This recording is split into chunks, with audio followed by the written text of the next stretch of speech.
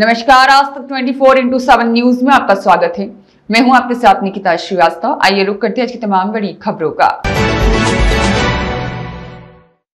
यमुना के उफान से जालौन में हाहाकार, 25 गांव के 18,650 लोग हुए प्रभावित। प्रशासन ने युद्ध स्तर पर शुरू किया राहत कार्य। जालौन में यमुना नदी के जल स्तर में लगातार वृद्धि से जिले में बाढ़ की स्थिति गंभीर हो गई है। कालपी, जालौन और माधोगढ़ तहसीलों के 25 गांव में बाढ़ का पानी घुसने से लगभग 18,650 लोग प्रभावित हुए हैं। जिला प्रशासन ने स्थिति की गंभीरता को देखते हुए राहत और बचाव कार्यों को युद्ध स्तर पर शुरू कर दिया है। 1 अगस्त 2025 को रात 9 बजे कालपी में यमुना का जल स्तर 112.30 मीटर दर्ज किया गया, जो कि खतरे के निशान 108 मीटर से 4.30 मीटर अधिक है।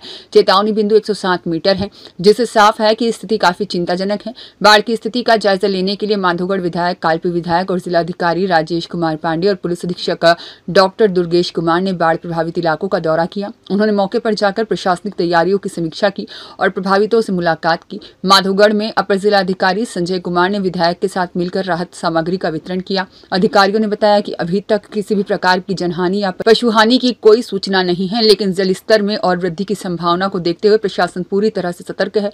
प्रभावितों को सुरक्षित स्थानों पर पहुंचाने के लिए प्रशासन ने राहत केंद्र स्थापित किए हैं, जिनकी संख्या 28 है। इन केंद्रों पर भोजन, स्वास्थ्य सुविधाएं, पेयजल, पशु चारा और दवा जैसी सभी आवश्यक व्यवस्थाएं की गई है। बाढ़ ग्रस्त क्षेत्रों में लोगों को निकलने और राहत सामग्री पहुंचाने के लिए 62 छोटी नावें, 27 बड़ी नाव और 31 मोटर बोट लगाई गई हैं। इसके अतिरिक्त एसडीआरएफ की टीम भी मौके पर तैनात है।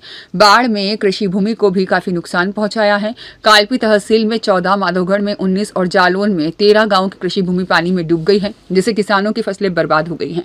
संवेदनशील गाँव में बाढ़ चौकियां स्थापित कर दी गई है। उपजिलाधिकारी राजस्व, स्वास्थ्य, पशुपालन, पंचायत राज्य और पुलिस विभाग की टीमें लगातार निगरानी रख रही हैं और जनप्रतिनिधियों के सहयोग से अब तक 1095 राहत किटें प्रभावितों को वितरित की जा चुकी है।